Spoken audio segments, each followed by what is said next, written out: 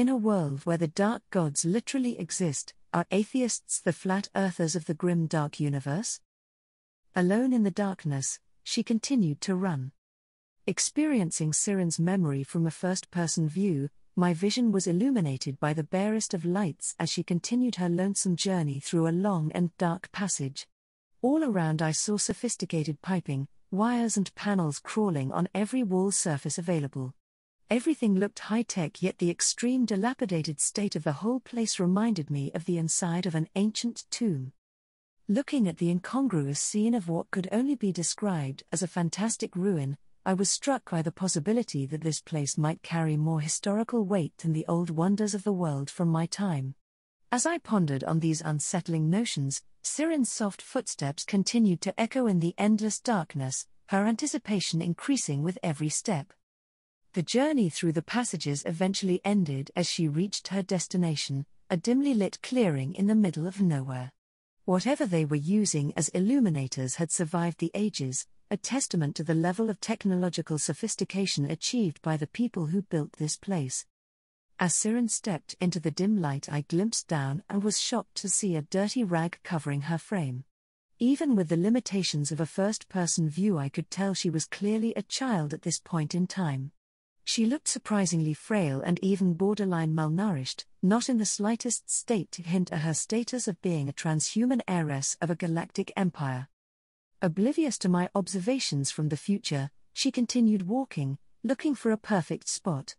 While the place did not look out of the ordinary, an impression from her memory informed me it was a carefully calculated location after many trials and tribulations. Eventually she selected a spot to sit down on the cold stone floor, brushing random rocks away as she did so. Her mind was still hot with anticipation as a vivid thought imprint seeped into me. Finally, after all this time, I can talk to my father again. She soon settled down into a controlled breathing rhythm. There was a brief moment of disorientation, and I suddenly found myself looking down at a girl from a slight elevation and almost freaked out. That was until I recognized the platinum hair. SYRINE? But how? It took a moment before I realized what happened. This must be a form of astral projection. As far as I knew, a certain famous inquisitor who was bound in a life-sustaining armored chair used this technique a lot. I could not help but feel flustered again as I realized just how little I knew of her capabilities. I need to ask her for a comprehensive list when the next chance comes around. While I was making a mental note on this issue, a floating feeling took over and my view started levitating up. She was moving. As her consciousness drifted upwards, she looked up and an incredible sight came into view. For a moment, I could not comprehend what I was seeing. Above was the rapidly approaching ceiling, but beyond it with my psychic sense I could clearly see it dark void with many shining, blinking lights. In the middle of it all was a titanic, blinding ball of light. For the lack of better words, it was like looking at a very large sun in the night sky. My mind quivered at the eerie sight, but SYRINE was unperturbed and continued to climb upwards. Soon her consciousness flew into the solid-looking ceiling and passed through it like a ghost. Layers and layers of rocks, earth and unknown material were soon whisking by, but the strange psychic sight remained in view.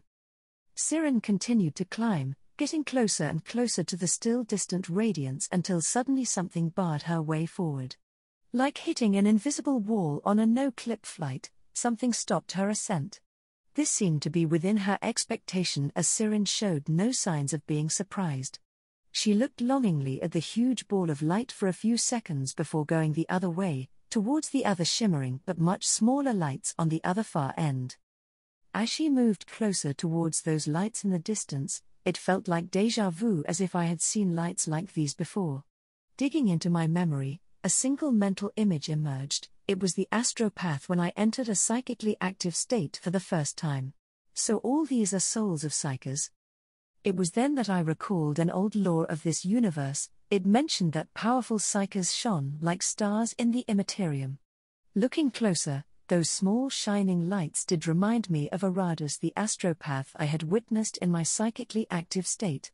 All those shining little lights were psychers in the distance, and they all had a different degree of brightness. Supposedly the more powerful they were, the brighter they shone. I then looked back at the huge ball of light in the far distance and had an epiphany. That meant. My mind froze as I realized what, or rather who, the titanic ball of light was all along. Dwarfing all the others by his sheer magnitude of power, glowing like a supernova in the darkness of the psychic space, could be only one person, the Emperor, the master of mankind, Big E himself. While my mind shuddered at the realization, SYRINE had finally moved close enough to the cluster of lights for me to see them properly. Men, women and even children of all ages were clustered together, their souls flickering in the void. As SYRINE flew into the throng of glowing souls, the details of her plan seeped into me. There was a powerful barrier blocking the way forward, so she planned to go through it by attaching herself onto another mind. Looking around, she soon found a target with the correct resonance and dove into the mind of a girl. Instead of taking over, she hid herself behind the host's lethargic mind and waited. The girl whose mind SYRINE had latched on was unaware of what happened and continued on her journey. She continued to walk for a long time until she approached the barrier. Just when the girl was about to cross the barrier, SYRINE forgot herself and became Naloria Gerius, and the memories from the host started pouring over. Naloria, no, I was born on an agricultural world and lived a mundane life. One day I started manifesting weird powers. It started as a silly thing and the local priest took notice. Soon some powerful people arrived and I was picked up by a ship from the sky. Little was said and nothing was explained, but I was going off-world. It was exciting yet scary at the same time. That was when the nightmare started. Everything was a blur, but I knew we traveled for a long time on board a starship. There were others who were like me on the ship, but I never saw them. Sometimes in my delirious confinement I could hear whispers, most were gibberish and curses. Amongst the voices there was one which kept saying we were heading towards Holy Terror, but I doubted it since the throne world was so far away and even wealthy pilgrims were known to die while waiting for their turn to visit the birthplace of Imperium. Finally the starship arrived at its destination. After making it to the surface of the unknown planet and participating in more tests, I and the others were moved to a featureless facility. It was huge and we had been walking for a while now. My feet ached, my feeble limbs were shaking with exhaustion. The excitement had long since died. I was scared and wanted very much to just go home, but I no longer even remember what home looked like. Barrier passed. It worked. Awakened from my trance, I detached myself from the poor girl's mind and flew away from the throng of fledgling psychers. Ahead was the target destination just a distance away.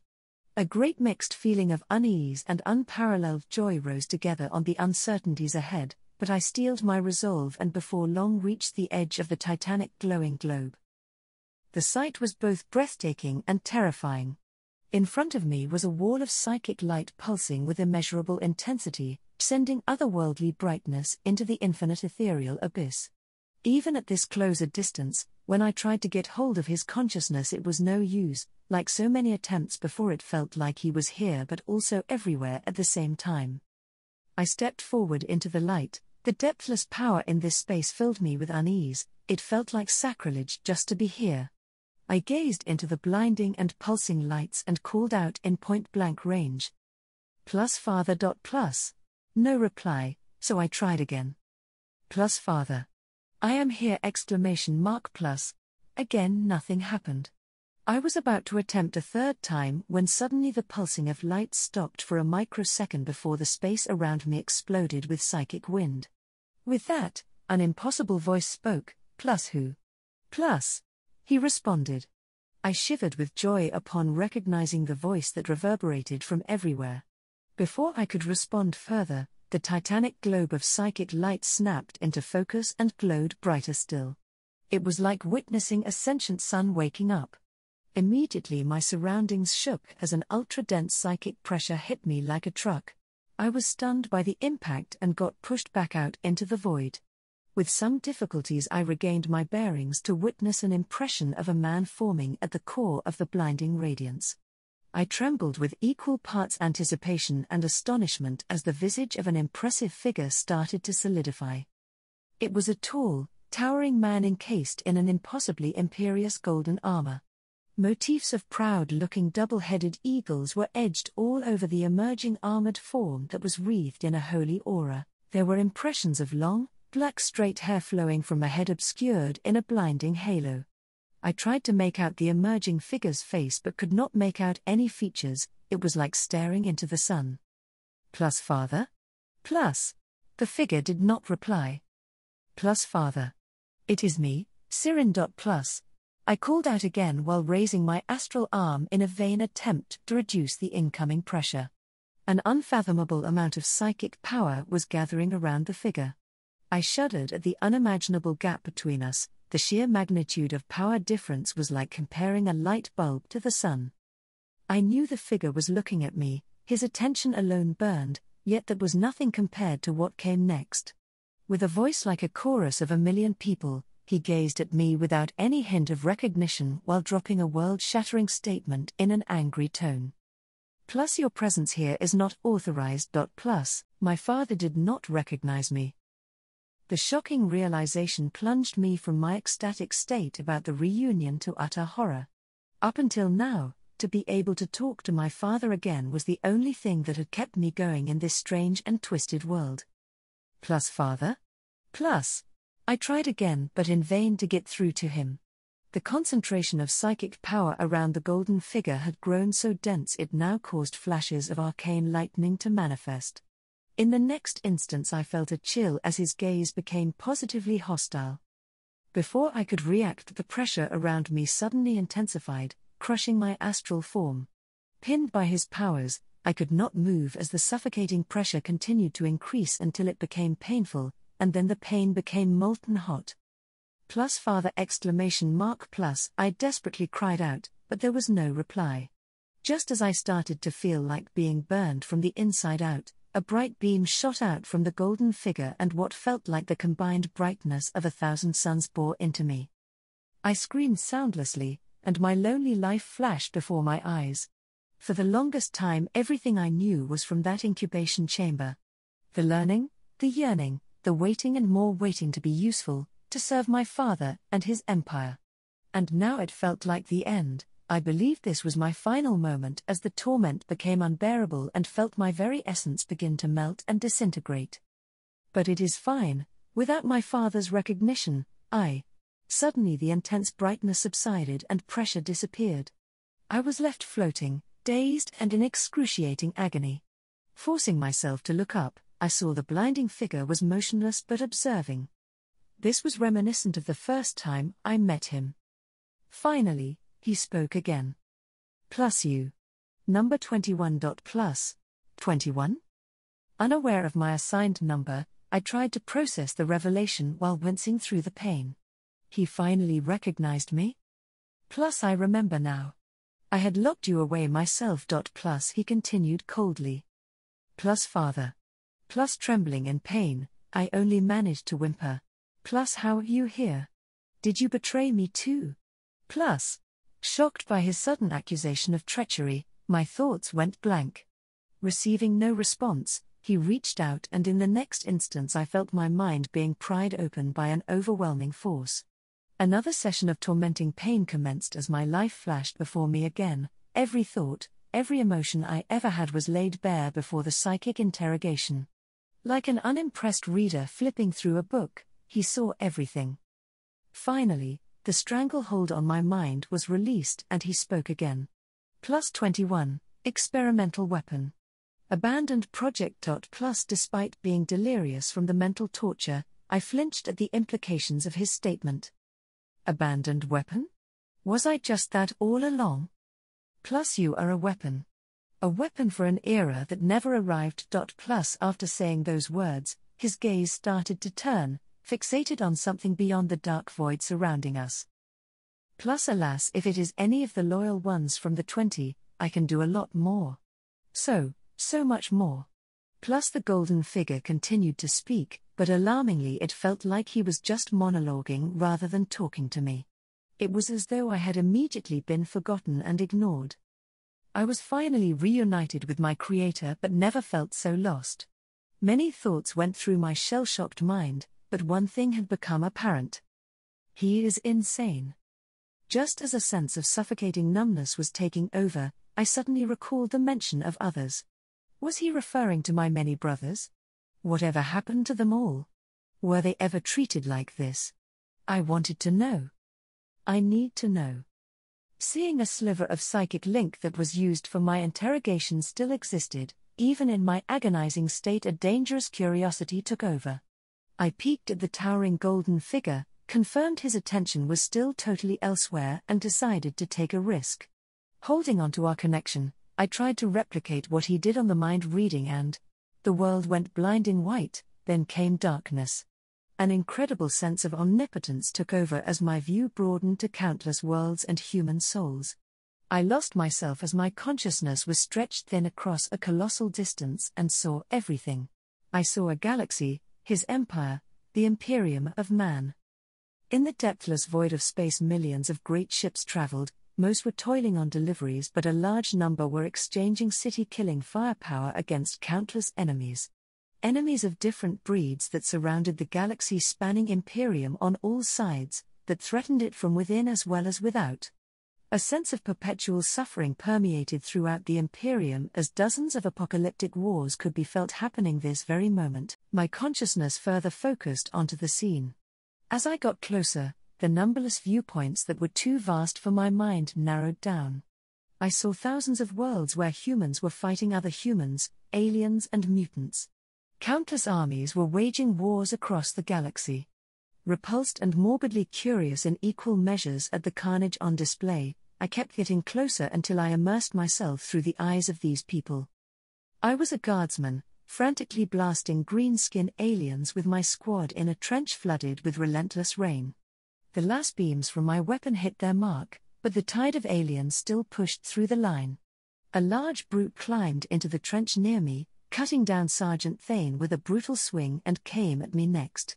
I dodged its attack, but more aliens were pouring into the trench. There was no escape. I rolled on the ground and just managed to pull the pin off my grenade before receiving a slash to my face. I was a citizen caught in the crossfire between the Planetary Defense Force and an insurgency, bleeding out on the battered street of the subsector's capital city. I was a crusader, blocking incoming fire with a raised storm shield as I took my last stand in a besieged temple on a fringe world.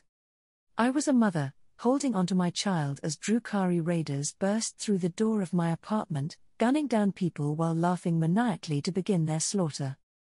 There were countless defeats, but also innumerable victories. I was an inquisitor, leading my retinues as I charged into the heretical mob and splitting the skull of a cult leader with my thunder hammer in a flurry of fury and lightning. I was a space marine of the White Scars chapter, riding with my brothers. My ivory-colored gauntlet turned, gunning my war bike at full throttle straight into a squad of Eldar warriors, flattening the slender aliens before they could even react. The other aliens in the Xenos war host turned to us with weapons raised. I screamed my war cry, for Jagatai Khan and the Emperor. And charged. Jagatai Khan? Jagatai Khan, a Primarch, number 5, brother, missing. The answers came instantly through my connection with him. Evidence of my siblings' existence jolted my sense of self back from the abyss.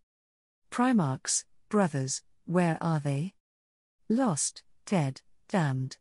No more. Only their scions are left, the Astartes, space marines. Instinctively I sought them out, shifting my focus onto more Astartes, more space marines. Scions of Primarchs, legacy of my brothers. I was a grey knight of the 6th Brotherhood, finishing off a warp monstrosity in a ruined monastery. The Nemesis Force sword in my hand swung down, beheading the defeated demon in one clean sweep. The foul-horned head rolled on the cracked marble floor, dragging a trail of ichor behind it before disintegrating near the battered body of Justicar Solas. Injured in multiple places, I knelt down and looked around, just in time to notice a pale young chapel girl peeking from behind a row of pew chairs. No witnesses allowed, I raised my storm bolter and fired. My purpose was pure, regardless of who my gene father was. Switch. I was a shadow, a marine of the Raven's Watch chapter. I was gifted and could hide in plain sight like my gene father, Corvus Corax. Corvus Corax, number 19, brother, missing. Utilizing my rare gift, I simply walked into the middle of an army headquarters belonging to the enemy, yet none noticed me as I stood next to the enemy leader. I watched as the fool committed his entire army into our trap. Just as the enemy leader's confident expression turned to horror as the ambush was sprang on his troops, I slit his throat and then proceeded to massacre everyone in the room. Switch. I was wroth, nothing but rage poured forth in my red-tinted vision. Everything was a blur as I charged forward in a battlefield of frenzied slaughter, my blood-soaked, jet-black armored hands outstretched with murderous intent to kill. To kill a lost brother. But why was my armor black instead of golden? No matter. For I, Sanguinius, Primarch of the Blood Angels, swear by our Father's name I will end you here, for you are brother of mine no more, Horus Lupercal. Sanguinius, brother number 9, deceased. Horus Lupercal, brother number 16, deceased. My brothers were killing each other. Yet confusion arose as I knew from somewhere that they were long dead. In my heavily distorted vision, like a frenzied predator I leapt forward, ready to rip into a blurry figure when suddenly the world froze as if time had stopped. Huh? A distinct feeling of something truly massive from the beyond peeking over my shoulder took hold and I realized what happened. He was here, or rather, my father's attention was here. My hunch was validated in the next instance when a voice sounding like a million chorus rang out in the space. Plus number 9. 16? Plus. Hunkering down, I did not even dare to think. After a while the voice monologued again. Plus no, just echoes of shadows. 9 is no more, so is 16. 9 died a noble death and 16, oh 16. Plus. Plus I killed him. Plus. My father killed one of my brothers. The revelation almost broke my trance but I kept at it. After a while the feeling of being spied upon disappeared, he had moved on and time abruptly resumed like an unpaused movie. In the vision, I plunged into the previously blurred figure, ripping into the body of a panic-stricken mortal man. With brute force I grabbed the man's heart and ripped it out whole from his ribs. The sophisticated temperature sensors in my gauntlet registered the warmth of my victim's blood as the sanguine fluid poured forth like leaks from a ruptured pipe. Watching the copious amount of blood flowing, I regained mental clarity. I was no Primarch, merely a Death Company Marine of the Blood Angels who had failed in my vigil on keeping the Black Rage at bay. This would be my final mission. I looked at the messy flesh that was still beating in my hand, then the rage took over again. Just before the heart was crushed, I decided that I had seen enough. Conjuring all my mental might, I forcefully retracted my astral self. I knew the risk of harsh psychic feedback and it might even trigger a barrier alarm, but I no longer cared. There was a sound of a terrible tear in the psychic space before the sense of a physical body returned. The horrible physical pains soon followed. I proceeded to cough out a huge patch of blood. The feedback was far harsher than expected. My head was spinning from the exertion. Gasping, I wondered how long I was out before deciding it didn't matter. The important thing was I needed to get away from here. Away from all this madness. Panting, I struggled to stand up. Sweat and blood were dripping down from my face as indescribable pain took over my body. Yet I had no time to dwell, as tiny trembling on the ground could be felt. Someone, or something was approaching. I looked down and to my horror noticed the mess on the floor. In desperation something took over. I pointed my open palm at the puddle of blood. Inspired by my horrible experience of almost being erased, I compressed the warp energy in my hand until a small beam of light poured forth from my palm, disintegrating every evidence of my existence. That done, I got up again and started my escape. I ran, ignoring the overwhelming aching body pain while dashing towards the designated escape route. My feet carried me over marble stone steps predating the Unification War, everything from unknown broken statues of forgotten heroes, artifact pieces that outlasted many empires and memorized death trap locations dashed by in a blur as I moved to avoid the tightening net of my pursuers. As I approached the final escape point, my surroundings became better lit with each passing moment. Finally, one more long and narrow passageway before my freedom was certain. It was then I felt it, heavy footsteps coming from the far end of the passage, quite a distance away but closing in fast. The weight of the steps, this rhythm, no doubt about it, the Golden Guardians were here. The unexpected development made me tremble with fear. No patrol of Golden Guardians was supposed to be here. Did I trigger some unseen new alarms or? Knowing firsthand how sharp the Golden Guardian's senses were, I immediately turned around and used my newfound ability to burn off the scent trail around and behind me. I then looked around, desperate for a proper hiding place, but found none in the confined space. The inhumanly fast footsteps got closer. Any time now, they just needed to turn the corner to see me in plain sight. Cornered, I wished fervently to just disappear. In the last moment when it seemed all was lost, something inside me snapped, and suddenly I perceived a very thin layer of shroud had appeared from nowhere and covered me whole. Before I could figure out what just happened, huge figures were turning in from around the corner. I saw them now, golden armor glittering in the dimly lit hallway and marching in pairs. This was the first time I saw the Golden Guardians at such a short distance away, and it was scary and mesmerizing in equal measures. They were huge beings encased in master-crafted golden war plates and had a peculiar quality about the way they moved. Their every movement spoke of hyper-efficiency and precision. The crimson plumes on their high helmets fluttered with every step, bouncing in sync with the spears they carried with practiced ease. Like a tide of golden waves, the giants swiftly approached. The passage's limited width allowed only two of them to march side by side at a time. I shivered internally. Just by looking at them I knew to engage them in combat meant certain death. There was no chance of winning even if I was not already wounded. I can't win this. As I resigned to my fate and stood still to give in, a peculiar thing happened. The giants were not slowing down. They didn't notice me? Is it because of this shroud? Snapping back to my senses, I shifted my body to face them sideways, just in time to slip between them. I watched, dumbstruck, as the rows of golden giants who were oblivious to my presence marched thunderously past me, my height barely reaching their knees. Then the last giant, who wore a great crimson cape, came along, looking like a war god. As he passed me, the fluttering fabric came within a hair's breadth from my face. I moved my head back slightly, and the giant's head seemed to turn in response to my movement. My heart stopped, but he never looked back, and soon they marched off into the distance and were gone like a passing storm. I turned to the cleared corridor, my freedom assured. The strange shroud disappeared as I started to run again. Looking back, the farther I knew, the imperial truth, the golden age of humanity, the glorious enlightened empire was an eternity away now. I just wanted to get away from all this. It was then I noticed liquids streaming down my eyes. A scene appeared in my mind, where a breathtaking girl with platinum hair once told me, "I am sorry, this is the second time I cried in my life." So, this was the first time? I remembered now. I am not SYRINE, the Emperor was not my father, the Golden Guardians were the Adeptus Custodes, their names were unknown to her at this point in time.